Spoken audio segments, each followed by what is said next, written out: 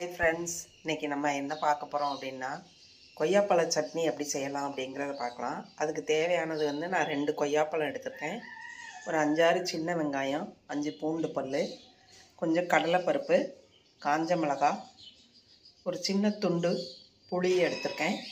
இதெல்லாம் வறுத்துட்டு உப்பு சேர்த்து அரைச்சிடலாம். இதில் தேவைப்பட்டால் நீங்கள் தேங்காய் வேணும்னா தேங்காய் சேர்த்துக்கலாம். நான் இப்போ தேங்காய் இல்லாமல் அரைக்க போகிறேன். வறுக்கும்போது காமிக்கிறேன். நான் இப்போ அடுப்பில் கடாயை வச்சு எண்ணெய் ஊற்றிருக்கேன். எண்ணெய் காஞ்சிடுச்சு. அதில் இப்போ காயம் போட்டுடலாம். நம்ம ஃபஸ்ட்டு காயம் போட்டு பொரிஞ்சதும் கடலைப்பருப்பு போட்டுடலாம். 1 by 1 அப்படியே போட்டுங்க. நீங்கள் அதை எடுக்கணும்னு அவசியம் இல்லை. இப்போ கடலைப்பருப்பு லேசாக வறுத்தோன்னா காஞ்ச மிளகாய் போட்டுடலாம். இந்த சட்னி பார்த்திங்கன்னா ரொம்ப டேஸ்ட்டாக இருக்கும், உடம்புக்கும் ரொம்ப நல்லது. அதனால் இதை ஒரு நாள் நீங்கள் இட்லி தோசைக்கு சட்னி பண்ணி சாப்பிடுங்க. கொய்யாக்காய் நல்ல பழமாக இல்லாமல் கொஞ்சம் காவெட்டாக இருக்கிற மாதிரி கொய்யாக்காயாக எடுத்துக்கோங்க. இப்போ நம்ம காஞ்ச மிளகாய் போட்டுடலாம் வறுத்துட்டு.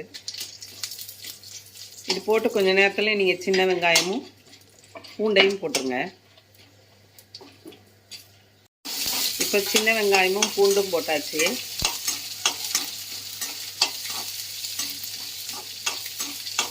இது கொஞ்சம் வதங்கினதும் நம்ம கொய்யாப்பழத்தை போட்டுடலாம். எல்லாமே ரொம்ப வதங்கணும்னு கட்டாயம் கிடையாது. கொய்யாப்பழமுமே ரொம்ப வதக்க வேண்டாம், கொஞ்சமாக வதக்கிக்கோங்க. இப்போ நம்ம கொய்யாப்பழம் போட்டுடலாம்.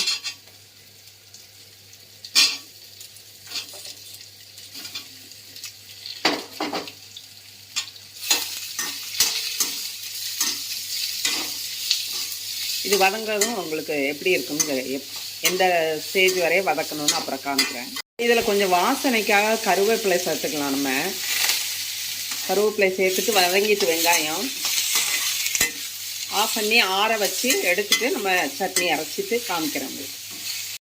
இப்போ நம்ம இதை வதக்கி ஆற வச்சுருக்கோம்.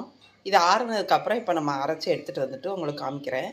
இந்த ஸ்டேஜ் வரைய நீங்கள் வதக்குனா போதும், ரொம்ப சுருங்க வதங்கணும்னு கட்டாயம் இல்லை.